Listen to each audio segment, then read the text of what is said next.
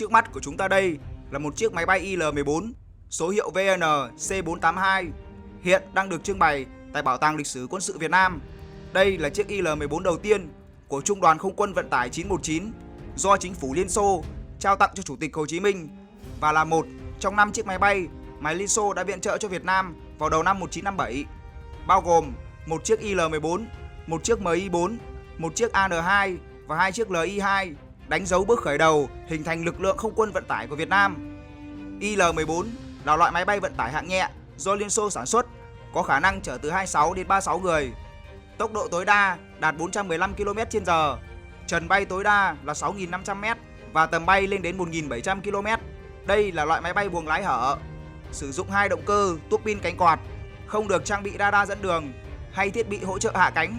Vì vậy, việc điều khiển hoàn toàn phụ thuộc vào trình độ và kinh nghiệm của phi công. Chiếc IL-14 số hiệu VN-C482 từng là chuyên cơ phục vụ Chủ tịch Hồ Chí Minh và các đồng chí lãnh đạo của Đảng, Nhà nước, quân đội trong các chuyến công tác trong và ngoài nước trong thời kỳ kháng chiến chống Mỹ cứu nước. Nội thất của máy bay thì được thiết kế đặc biệt, gồm một chiếc giường rộng 1,2 m, gồm một bàn làm việc cùng 2 ghế ngồi chính và 4 ghế phụ ở hàng sau. Phía đuôi bố trí bồn rửa mặt và khu vệ sinh, sàn máy bay từ được trải thảm.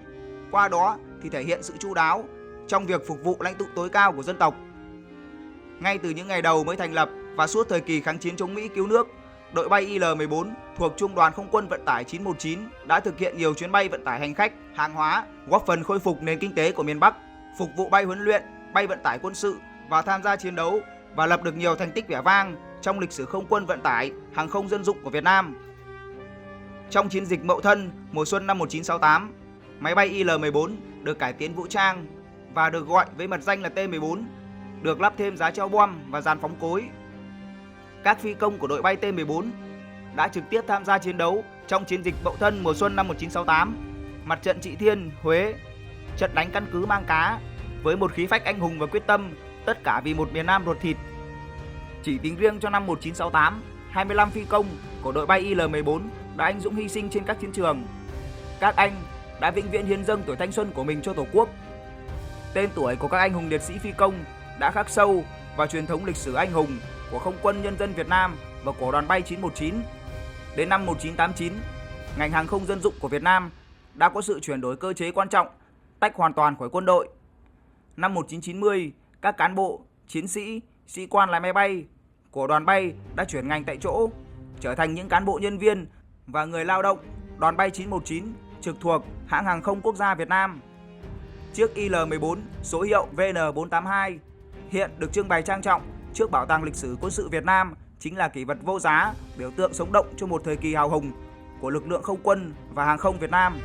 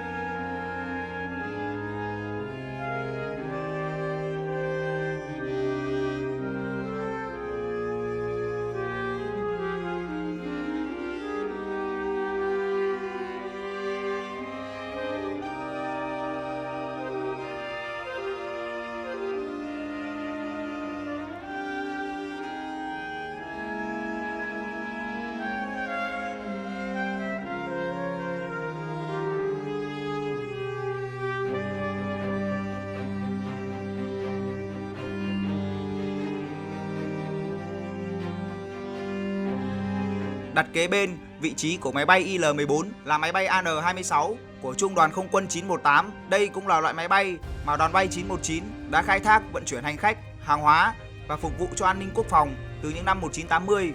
Sau năm 1986, đoàn bay 919 đã bàn giao lại toàn bộ tàu bay AN-26 cho quân đội quản lý và sử dụng.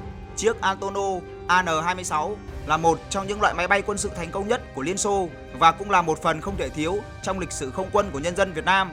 Người Liên Xô đã gọi nó là cỗ xe vận tải có cánh. Còn ở Việt Nam, AN-26 đã vượt qua giới hạn của một chú ngựa thồ thông thường. Không chỉ chở người, chở hàng mà AN-26 còn chở theo cả những niềm tin, những hy sinh thầm lặng trong các chuyến bay không biết mệt mỏi. AN-26 là máy bay vận tải hạng nhẹ, sử dụng 2 động cơ phản lực cánh quạt tuốc pin.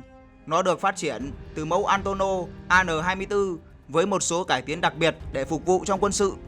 Lần đầu tiên khi được ra mắt tại triển lãm phòng không Paris năm 1969, AN-26 gây chú ý với thiết kế phần sau có tích hợp cầu thang chất hàng hóa lớn, một đặc điểm quan trọng giúp nâng cao khả năng vận chuyển chiến lược.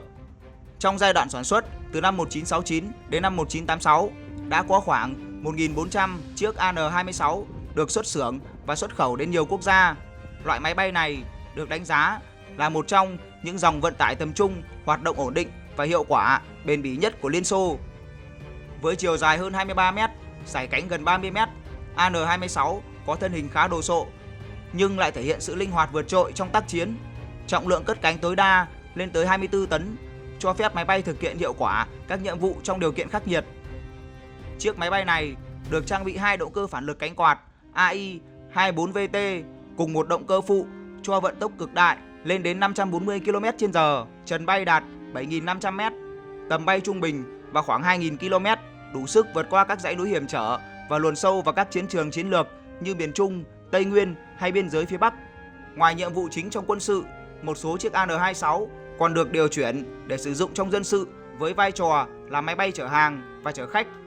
Trên thế giới, AN-26 từng phục vụ trong không quân của nhiều quốc gia như Liên Xô, Ba Lan, Trung Quốc. Nó từng được sử dụng trong các cuộc chiến tranh ở Afghanistan, giữ vai trò là máy bay vận tải chiến thuật cho không quân Liên Xô.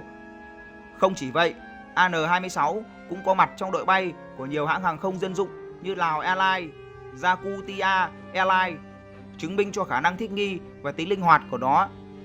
Trong giai đoạn hiện đại hóa không quân nhân dân Việt Nam từ năm 1979 đến 1985, Liên Xô đã viện trợ cho Việt Nam ít nhất 50 chiếc AN-26, bao gồm 2 phiên bản là AN-26B và AN-26R.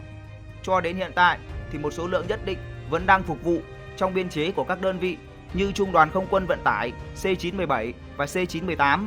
Đáng chú ý, để đáp ứng yêu cầu tác chiến trong chiến tranh bảo vệ biên giới Tây Nam, Không quân của nhân dân Việt Nam đã tiến hành cải biên AN-26 thành máy bay ném bom và đã sử dụng ít nhất 7 chiếc để thực hiện các đợt ném bom vào các căn cứ của Khmer Đỏ ở Campuchia trong giai đoạn từ năm 1984 đến năm 1985. Sau khi được nâng cấp, AN-26 có thể mang theo tải trọng lên tới 4 tấn bom ngoài thân. Mỗi giá treo có thể mang 4 quả bom Mk82. Ngoài ra thì AN-26 còn được sử dụng rộng rãi trong các nhiệm vụ như vận tải chiến lược, huấn luyện lính dù, bay báo bão và tìm kiếm, cứu nạn ngư dân trên biển. Một trong những chiến dịch nổi bật nhất là cầu hàng không vận tải Hà Nội Vinh trong đợt lũ lịch sử tại miền Trung năm 1999, khi AN-26 đã trở thành phương tiện chủ lực để chuyển hàng cứu trợ kịp thời. Cho đến nay, sau hơn 35 năm phục vụ thì AN-26 vẫn giữ vai trò nòng cốt trong biên chế của Lữ đoàn Không quân Vận tải 918, tiếp tục đảm bảo các nhiệm vụ bay báo bão, tìm kiếm cứu nạn, vận tải Bắc Nam, âm thầm nhưng không thể thay thế trong đội hình không quân của nhân dân Việt Nam.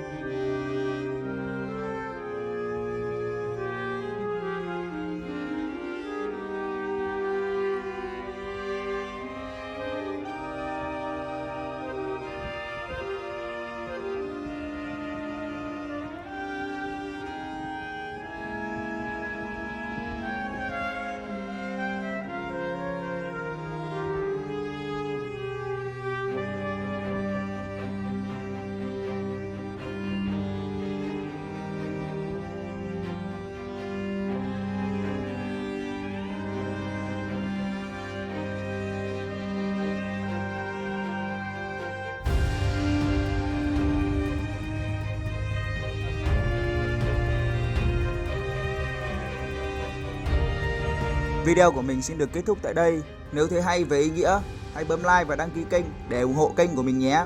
Hẹn gặp lại quý vị trong những video tiếp theo.